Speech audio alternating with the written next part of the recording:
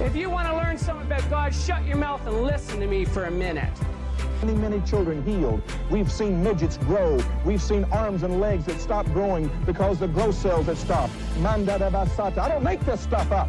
Behold, the atheist's nightmare. That's the power of the Holy Ghost! Why do they teach every other theory in science except creation? Warlocks are enemies of God. No one's ever going to convince me that the Word of God is not true. You know, if you put Jesus Christ first, that he'll look after all your bills. And so the devil said, okay, it's a deal. And if you want to tell me how to live my life, it better line up with the Word of God or shut your mouth. I'm loaded. I'm pregnant with miracles. What do you believe? Send us the cash. Welcome to the Bible Dumb Podcast. This podcast, two atheists read the Bible from Genesis to Revelation. I'm Davey Hill. I'm Jesse Hill. And today we are going to read more Samuel. Last time, we got a pretty cool story. Yeah. We got David and Goliath. Mm-hmm. And what else there to talk about last time? Anything? I mean, I think that's pretty much it, yeah. What's going on with Saul? He is still king. Yeah, he's definitely still leading the military. Although it's pretty clear he's on his way out almost. Yeah. He's old. Yeah, Samuel already said get lost. God cursed him, and he was feeling cursed till David played his magic harp. Was it a harp he played? I don't know. I don't remember that. That was like real quick at the beginning. Like he said, find me someone who can play the harp, and David did it for him. David seems like an all-around badass. Yeah. Yeah, he was like, I'll fight Goliath. He put a rock right into his skull. So much so that it sunk in. Got some pretty violent descriptions. That was I mean, neat. I guess it can. I feel like that it wouldn't kill him, but maybe it would. Maybe it would if he's... Because he's not just like throwing it with his arm, you know? Right. No, I've seen people like shoot a sling and it's like wild how far it'll travel and how fast. Yeah. All right. Cool. So, you got predictions? Me?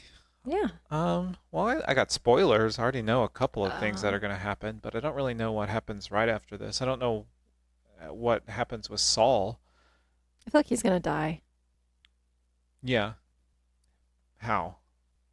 Old age. You think the Israelites are going to kill him? No, I think he's just like going to die Samuel's old age. contingent? No, he's just going to die old age. Oh, okay. He's going to get to just live out his rule? Mm-hmm. Maybe. What's going on with Samuel? He just kind of left. I don't know. There's also a really weird part where Saul was like... So David was his armor bearer for a while, and then he went and fought Goliath, and he's like, oh, shit. Bring me this young punk who killed Goliath. And he showed up, and he's like, who are you? Yeah, that was weird. Yeah. He's like, I'm David. Yeah. I'm sorry. I'm David. Yeah, get your dead end, kids. Yeah. All right. Well, chapter 18. And it came to pass, when he had made an end of speaking unto Saul, that the soul of Jonathan was knit with the soul of David. And Jonathan loved him as his own soul. Jonathan being Saul's kid. Yes. The guy who ate the honey. And Saul took him that day, and would let him go no more home to his father's house. Then Jonathan and David made a covenant, because he loved him as his own soul. And Jonathan stripped himself of the robe that was upon him, and gave it to David, and his garments, even to his sword, and to his bow, and to his girdle. Okay. Was this like Jonathan is the king's son, Jonathan's all rich, David's just a shepherd boy, so he gave him like fancy clothes? Is that what's happening? I think so. They definitely sound like they're in a relationship, though. Yeah. That's what it sounds like. And David went out whithersoever Saul sent him, and behaved himself wisely. And Saul set him over the men of war, and he was accepted in the sight of all the people, and also in the sight of Saul's servants. And it came to pass as they came, when David was returned from the slaughter of the Philistine, that the women came out of all the cities of Israel, singing and dancing to meet King Saul, with tabrets, with joy, and with instruments of music. And the women answered one another as they played, and said, Saul hath slain his thousands, and David his 10,000s. And Saul was very wroth, and the saying displeased him. And he said, They have ascribed unto David 10,000s, and to me they have ascribed but thousands. And what can he have more but the kingdom? Oh my God. I mean, it's true. David only killed one dude. That's true, yeah. Well, I don't know. He said he put him over some armies, right? Yeah, set him over the men of war. So yeah, he was like a general. He made David a general. So yeah, David's, I guess, killing people too. And Saul eyed David from that day and forward. So he's jealous. And it came to pass on the morrow that the evil spirit from God came upon Saul, and he prophesied in the midst of the house. And David played with his hand, as at other times. And there was a javelin in Saul's hand. So an evil spirit came upon Saul. I wonder if that just means he got depressed or got angry. I don't know. I think it's like bad ideas, you know? He's thinking evil intrusive thoughts. Yeah. And he's got a javelin in his hand. Not a good combination. And David's over here. It says David played with his hand. I'm guessing that means he played his harp again. Maybe. I don't know what that means. So it says as at other times. So before he played his harp to heal Saul of his evil spirit. Okay. And Saul cast the javelin, for he said, I will smite David even to the wall with it. And David avoided out of his presence twice. So David's dodging these javelins. Oh my gosh. And Saul was afraid of David, because the Lord was with him, and was departed from Saul.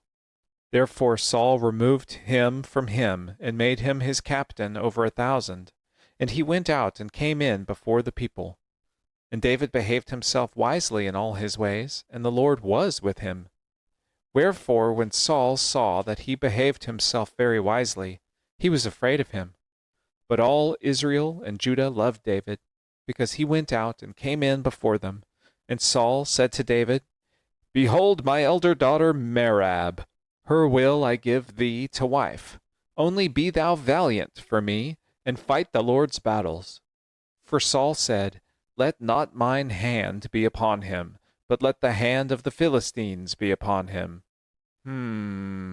So he's saying He's saying, I'm not going to kill you, but I'm going to let the Philistines kill you. Yeah, but why is that connected to him having David marry his daughter? That I have no idea. Oh, well, I'm sure he wanted his daughter to marry him because it's clear David is ascending for higher things and, higher places. And... Right. So just tying him to the household. Yeah. And David said unto Saul, Who am I, and what is my life, for my father's family in Israel, that I should be son-in-law to the king?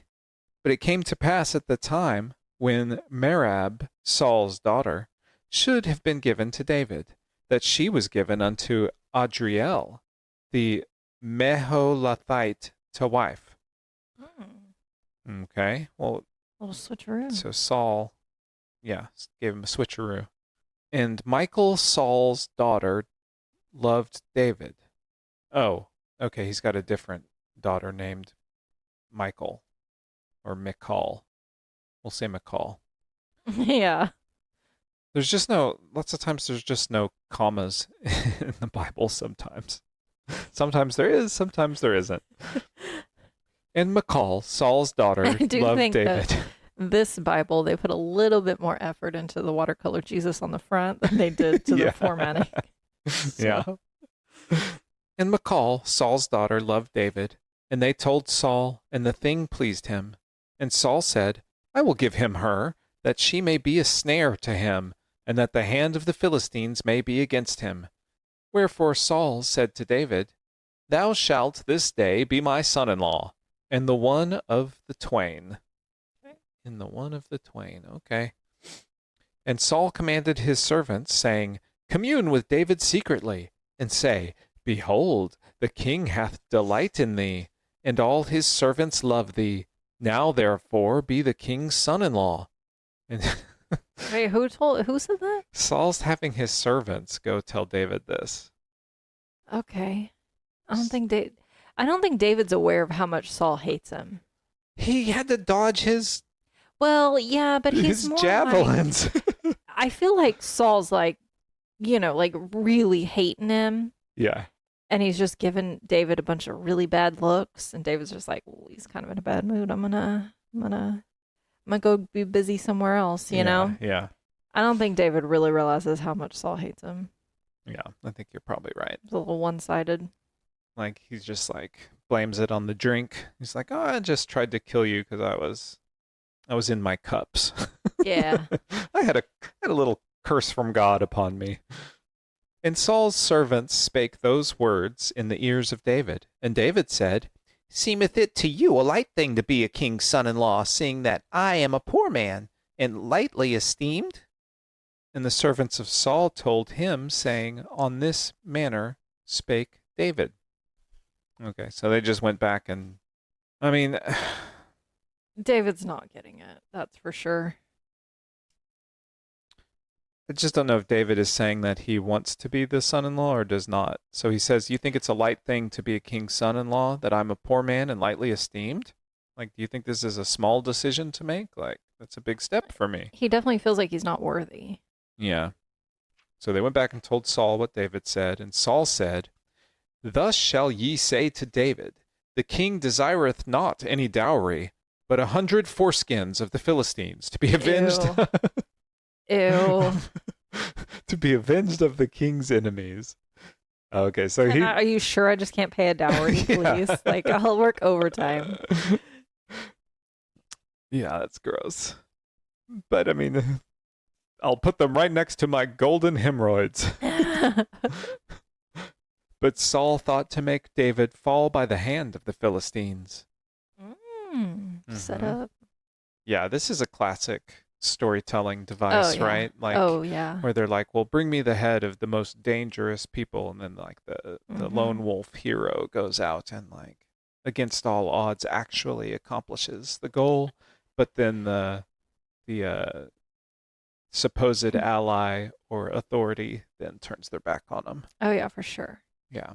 I can't Yeah, there's got to be one that I'm not thinking of. Yeah, there's several. I can't think of any, but or even do they do this in Princess Bride? Well, they do it in the story of Beren and Luthien from Tolkien, from the Silmarillion. Mm-hmm. So Beren is a man who falls in love with Luthien, an elven queen of the forest, and his dad says, okay, I will let you marry my daughter if you steal the Silmarils off of the crown of Morgoth, like the god of evil.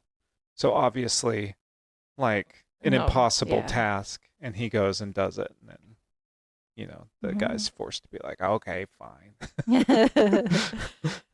Actually, I don't remember his response once he gets back, like whether they actually like still grant him. He may have still been a sourpuss.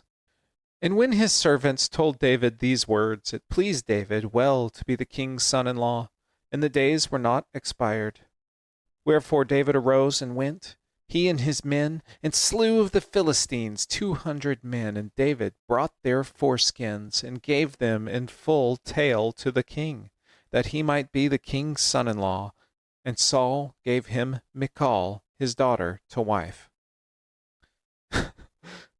Like, I mean, are they real? Like, I mean, I guess they did. Like, to me, it just seems wild that they're out there, like, pulling down these people's trousers and chopping off the tips of their ding-dongs. It's gotta just be something else, right?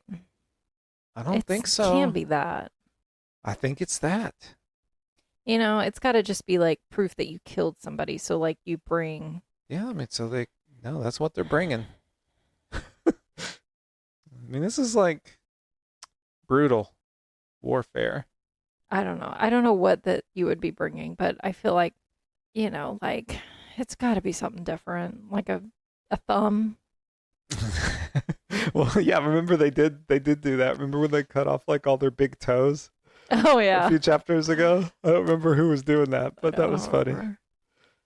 And Saul saw and knew that the Lord was with David, and that Michal, Saul's daughter, loved him. And Saul was yet the more afraid of David, and Saul became David's enemy continually. Then the princes of the Philistines went forth, and it came to pass, after they went forth, that David behaved himself more wisely than all the servants of Saul, so that his name was much set by. Wait, what did that say? It just said David behaved himself wisely, and so he was like well esteemed. Everybody likes him. He's definitely walking on eggshells around Saul, though. Yeah. Do you think? Do you think he knows now that Saul absolutely hates him? He's got to. Because it says he became David's enemy continually. So he's probably just being like fucking passive aggressive and shitty to David constantly. Oh, for sure. Like intentionally leaving the toilet seat up when he's in David's wing of the castle. And Saul spake to Jonathan, chapter 19. And Saul spake to Jonathan his son, and to all his servants, that they should kill David. Oh, but Jonathan's David's best friend. Mm-hmm. But Jonathan, Saul's son, delighted much in David. And Jonathan told David, saying, Saul my father seeketh to kill thee. Now therefore, I pray thee, take heed to thyself until the morning, and abide in a secret place, and hide thyself. I can imagine David just being like, what? No, he totally likes me. Yeah. And I will go out and stand beside my father in the field where thou art, and I will commune with my father of thee, and what I see, that I will tell thee. And Jonathan spake good of David unto Saul's father, unto Saul his father. And Jonathan spake good of David unto Saul his father, and said unto him, Let not the king sin against his servant, against David, because he hath not sinned against thee, and because his works have been to thee ward very good. For he did put his life in his hand, and slew the Philistine, and the Lord wrought a great salvation for all Israel.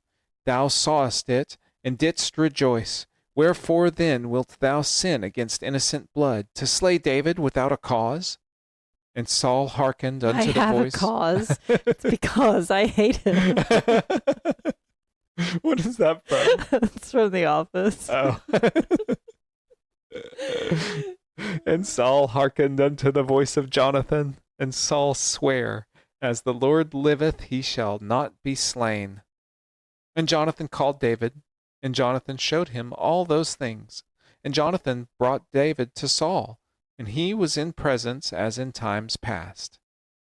And there was war again, and David went out and fought with the Philistines, and slew them with a great slaughter.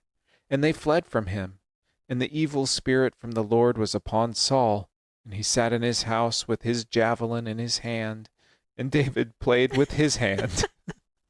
This just happened. Oh my god. Like how he gets all fucking pissy when David like wins some battles, and he's just like sitting there with his weapon, just be like, whoa. David's like has to like play his little tune to calm him down. And Saul sought to smite David even to the wall with the javelin, but he slipped away out of Saul's presence. He's going Mad King now. Yeah, and he smote the javelin into the wall, and David fled and escaped that night.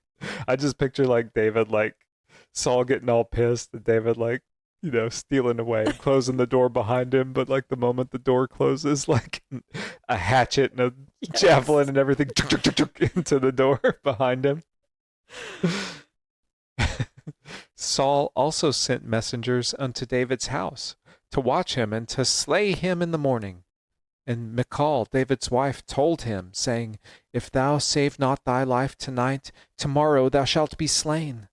So Michal let David down through a window, and he went and fled and escaped. And Michal took an image and laid it in the bed, and put a pillow of goat's hair for his bolster and covered it with a cloth. Then the ring wraiths came in the middle of the night and Oh my God. chopped the pillows to pieces. And when Saul sent messengers to take David, she said, "He is sick." And Saul sent the messengers again to see David, saying, "Bring him up to me in the bed, that I may slay him." And when the messengers were come in, behold, there was an image in the bed, with a pillow of goat's hair for his bolster. And Saul said unto Michal, "Why hast thou deceived me so, and sent away mine enemy, that he is escaped?" And Michal answered Saul, "He said unto me, Let me go. Why should I kill thee?" I don't get it. What did she say? It says, "And Michal answered Saul, He said unto me, Let me go. Why should I kill thee?" Well, she's just, protecting herself a little. Oh, okay. Even though David clearly didn't know it all, Right. But she was like, he made me do it, Oh, okay. She can't say different because then her dad's going to hate her. Gotcha. Okay. So David fled and escaped and came to Samuel. Here comes Samuel again. I was wondering when Samuel would come back. And came to Samuel to Ramah and told him that Saul had done to him. Crazy. Yeah. And he and Samuel went and dwelt in Naioth. And it was told Saul, saying, Behold, David is at Naioth in Ramah. And Saul sent messengers to take David.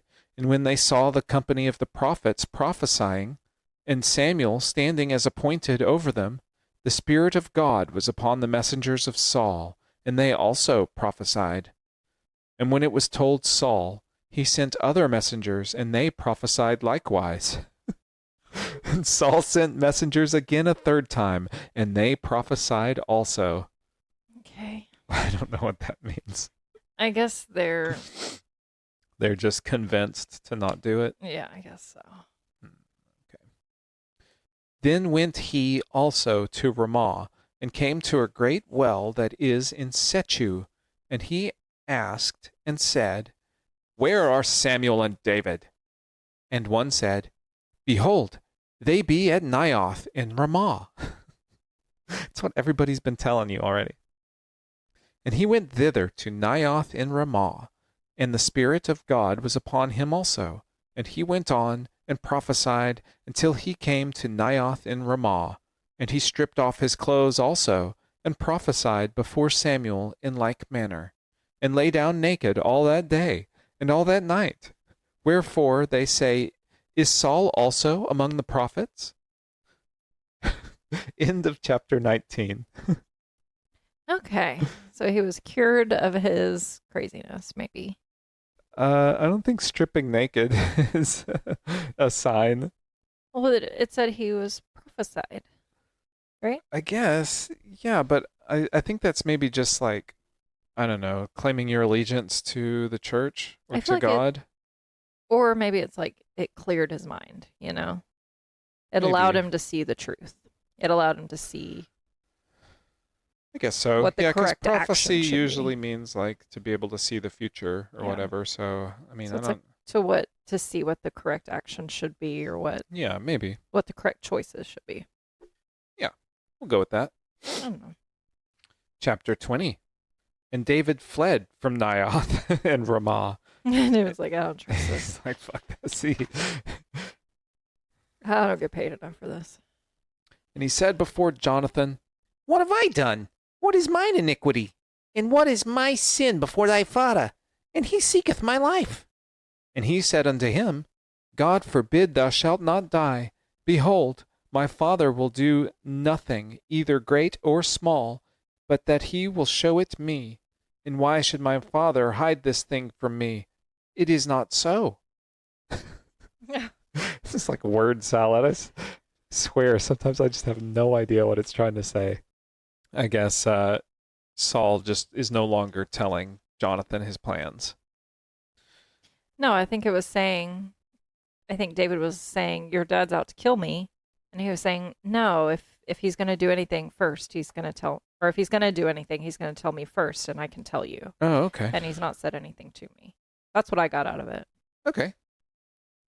And David sware moreover, and said, Thy father certainly knoweth that I have found grace in thine eyes, and he saith, Let not Jonathan know this, lest he be grieved. But truly as the Lord liveth, and as thy soul liveth, there is but a step between me and death. Then said Jonathan unto David, Whatsoever thy soul desireth, I will even do it for thee. And David said unto Jonathan, Behold, tomorrow is the new moon, and I should not fail to sit with the king at meat.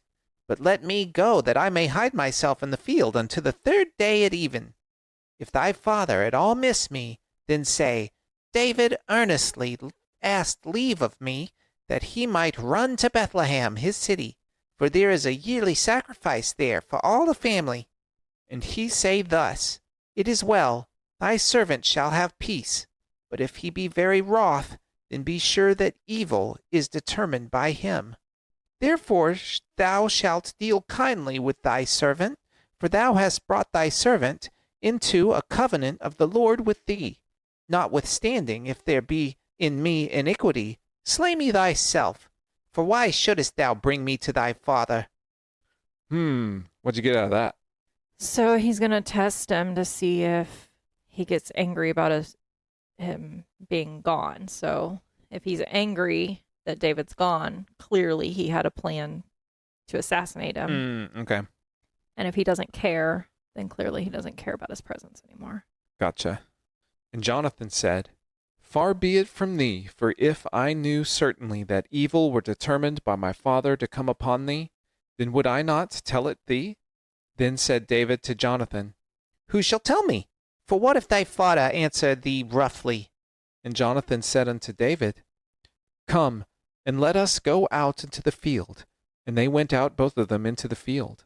And Jonathan said unto David, O Lord God of Israel, when I have sounded my father about tomorrow any time or the 3rd day, and behold, if there be good toward David, then I then sinned not unto thee, and show it thee. The Lord do so, and much more to Jonathan. But if it please my father to do thee evil, then I will show it thee, and send thee away, and thou mayest go in peace, and the Lord be with thee, as he hath been with my father. And thou shalt not only, while yet I live, show me the kindness of the Lord, that I die not, but also thou shalt not cut off thy kindness from my house forever. No, not when the Lord hath cut off the enemies of David, every one from the face of the earth. So Jonathan made a covenant with the house of David, saying, Let the Lord even require it at the hand of David's enemies. So they made a deal, said if Saul's going to kill him, he'll tell David so David can run away. And he'll do that as long as David, when he comes to power, doesn't take vengeance on Jonathan and the rest of Saul's house. I think so. That's what I got. And Jonathan caused David to swear again, because he loved him. For he loved him as he loved his own soul. Aw, this is kind of sad. This is like, I feel like Jonathan is in love with David, and this is kind of like an unrequited love. This is like in Game of Thrones when my favorite character, Arthur Oakenheart or whatever, sacrifices himself for the person that doesn't love him back. Yeah. The Tyrell. Yeah. Or Martell. Martell. Yeah.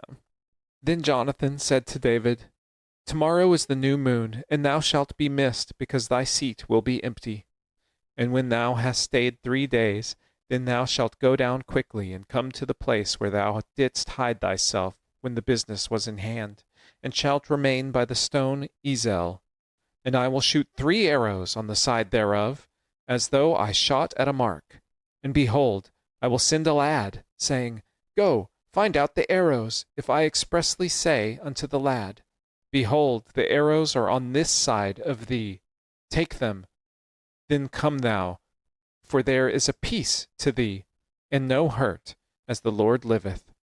But if I say thus unto the young man, Behold, the arrows are beyond thee, go thy way, for the Lord hath sent thee away. Okay, I got lost in all of that. He's got a real complicate, Yeah. He's like, I'm going to shoot these arrows, and then when my messenger goes to retrieve them, if I say they're too far or to one side, they mean different things. When he could just send the messenger to just go tell him, fucking run. Yeah. Like, I'd be like, oh shit, what does it mean when they said that? Yeah, oh my God. Was it to the right or to the left? Fuck. Yeah. Definitely okay. be having to write this down. Okay, well, this is what it is. So, like, if the arrows go to the side of the messenger, then it's okay. Come in, you're safe. No, it's so that he doesn't actually have to talk to the messenger. The guys, they're like, I guess they're like, okay, I'm envisioning they're out in a field, right? Yeah. They're hiding in the tall grass. And David's hiding in the tall grass. And so he's watching to see where David throws the arrow. Yeah, and Jonathan. Or where Jonathan throws the arrow. Yeah. So David, okay, but here's also the thing. Is it going to the left or right? Are those different? And then you'd be like, is it David's left or is it David's right? Like, well, it's actually, it's to the side, either to the left or the right, means it's okay, come back. Okay. If it's beyond the messenger, that means go. That means go. Okay, that's pretty easy to remember. Right. Like, yeah. If it's far away, go far away too. He's gonna accidentally just shoot David. Okay. And as touching the matter which thou and I have spoken of, behold, the Lord be between thee and me forever. So David hid himself in the field. And when the new moon was come, the king sat him down to eat meat. And the king sat upon his seat, as at other times, even upon a seat by the wall. And Jonathan arose, and Abner sat by Saul's side, and David's place was empty. Nevertheless Saul spake not anything that day, for he thought, something hath befallen him. He is not clean. Surely he is not clean. And it came. What does that mean? I guess he thinks. Is Saul thinking that about David? Yeah, I think he thinks David's sick, and that's why he's not there. Okay. And it came to pass on the morrow, which was the 2nd day of the month, that David's place was empty. And Saul said unto Jonathan his son, Wherefore cometh not the son of Jesse to meat, neither yesterday nor today? And Jonathan answered Saul, David earnestly asked to leave me to go to Bethlehem. And he said, Let me go, I pray thee, for our family hath a sacrifice in the city, and my brother, he hath commanded me to be there. And now, if I have found favor in thine eyes, let me get away, I pray thee, and see my brethren. Therefore he cometh not unto the king's table. Then Saul's anger was kindled against Jonathan, and he said unto him, Thou son of the perverse, rebellious woman, do not I know that thou hast chosen the son of Jesse to thine own confusion, and unto the confusion of thy mother's nakedness? What? Where are you getting that? We need to read this again. I mean, it sounds like he's gay. I mean, but I don't know. Maybe not. Okay. It sounds like he's just blaming his mom. Okay. Like, this is your mother's doing. Thou son of the perverse, rebellious woman, do not I know that thou hast chosen the son of Jesse to thine own confusion, and unto the confusion of thy mother's nakedness? Now that part's weird. Yeah, that's almost like you're a mama's boy, and you like Jonathan more than you like women. Maybe, yeah. That's what it sounds like. I mean, that you like David more than you like women. Your mother's nakedness. That's a weird way to say, like, female parts. Yeah. Can we leave my mother out of this, please? That's what I'm getting. I mean, there's obviously some romantic tension here between Jonathan and David. Yeah, for sure. I feel like it's very solely Jonathan-sided, but yeah, I think so. Well, maybe. I mean, David didn't really show any interest in Michal. Yeah, maybe. Oh, this might be like a nice romance story for the ages. For as long as the son of Jesse liveth upon the ground, thou shalt not be established, nor thy kingdom. Wherefore now send and fetch him unto me, for he shall surely die. Yeah, like he's saying, as long as as David's alive, you're not going to get married and settle your own house, so I'm going to go kill David. So do you think this is why Saul hates David? Maybe, yeah. It's not just jealousy over the battles. Interesting. And he's probably also thinking, well, if I marry him to his sister, then Jonathan's not going to want to mess with that relationship anymore. You know what I mean? Like, that would be weird. Yeah. Because now you're brother-in-law, right? Instead of just friends. Yeah. This is like tale old as time. This is like Brokeback Mount Sinai. Yeah. And Jonathan answered his Saul, his father, and said unto him, Wherefore shall he be slain? What hath he done? And Saul cast a javelin at him to smite him. This is Saul's move. Somebody take his javelins away. He's an older adult who has lost his damn mind. Take the javelin away. It reminds me of Danny DeVito from Always Sunny. He's just like constantly like blasting his gun. Yes. And Saul cast a javelin at him to smite him, whereby Jonathan knew that it was determined of his father to slay David. So Jonathan arose from the table in fierce anger, and did eat no meat the second day of the month, for he was grieved for David, because his father had done him shame. And it came to pass in the morning that Jonathan went out into the field at the time appointed with David, and a little lad with him. And he said unto his lad, Run, find out now the arrows which I shoot. And as the lad ran, he shot an arrow beyond him. And when the lad was come to the place of the arrow which Jonathan had shot, Jonathan cried after the lad and said, Is not the arrow beyond thee? Just to make sure. Yeah. And Jonathan cried after the lad, Make speed, haste, stay not. And Jonathan's lad gathered up the arrows and came to his master. Meanwhile, Jonathan's lad is like, what are you? Yeah, I'm getting it. Like, why are you yelling like this? Yeah, quit yelling at me. Jesus Christ, I'm getting the arrows. Like, why'd you shoot it so far? Fine, I'll make haste. But the lad knew not anything. Only Jonathan and David knew the matter. Oh, this was good. Yeah. And Jonathan gave his artillery unto his lad, and said unto him, Go, carry them to the city. And as soon as the lad was gone, David arose out of a place toward the south, and fell on his face to the ground, and bowed himself 3 times. And they kissed one another, and wept one with another, until David exceeded. Okay, what? So he sent the messenger home, and then David got up, and they just started kissing each other. So why didn't he just come tell him by himself? Why do the arrow thing? Wait, Jonathan went out after the messenger left? Yeah. Okay, so we were right all along. Yeah. This is great. This is so good. This is so by good. far my favorite story. Yeah, I like this.